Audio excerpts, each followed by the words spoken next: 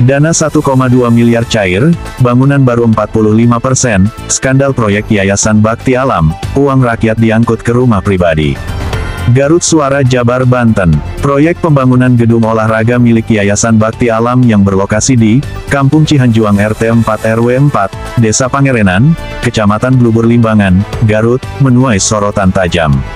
Dana hibah 1,2 miliar rupiah dari Pemprov Jawa Barat, yang diajukan tahun 2023 dan cair pada 2024, kini menyisakan bangunan mangkrak baru sekitar 45%, dengan alur penggunaan dana yang janggal dan minim pertanggungjawaban. Yang lebih memprihatinkan, proposal awal pengajuan ditujukan untuk pembangunan sekretariat yayasan.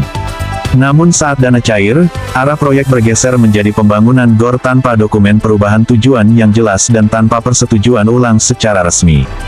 Dana dicairkan dalam 2 tahap, 1 miliar rupiah terlebih dahulu, disusul 200 juta rupiah, kemudian, seluruh dana itu dibawa langsung ke rumah pribadi Dini, sosok yang saat itu belum memiliki posisi resmi di yayasan.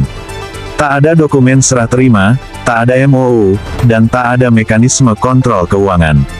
Di lokasi, Dini hanya menyampaikan satu pernyataan. Kalau ada apa-apa, bilang saja ke saya.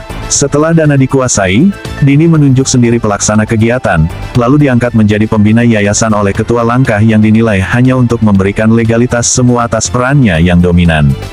Namun, di lapangan, beban proyek justru jatuh ke bendahara. Atas perintah Dini, bendahara berutang ke toko material untuk melanjutkan pekerjaan. Upah tukang dibayar dari uang pribadi bendahara. Bangunan terhenti di angka 45%, material masih belum lunas.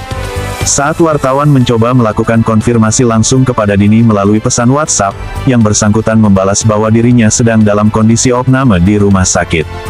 Mengingat kondisi kesehatan Dini, pihak wartawan memutuskan untuk menunda permintaan konfirmasi lebih lanjut hingga yang bersangkutan pulih dan dapat memberikan keterangan secara utuh.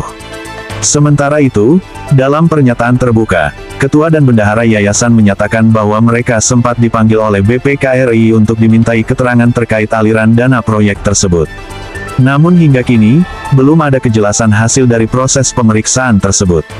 Rangkaian kejanggalan yang mencuat, dana yang awalnya diajukan untuk sekretariat, tapi dialihkan jadi GOR tanpa prosedur sah. Dana 1,2 miliar rupiah diserahkan ke satu orang tanpa dokumen atau sistem pengawasan. Proyek dibangun di atas tanah pribadi milik bendahara, bukan aset yayasan. Tidak ada papan informasi proyek, melanggar asas transparansi.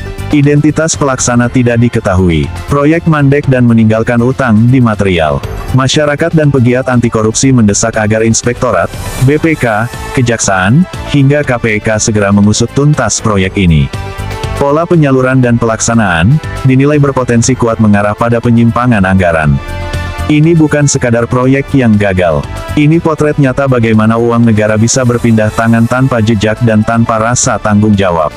Suara Jabar Banten, Kabiro Garut CM, melaporkan.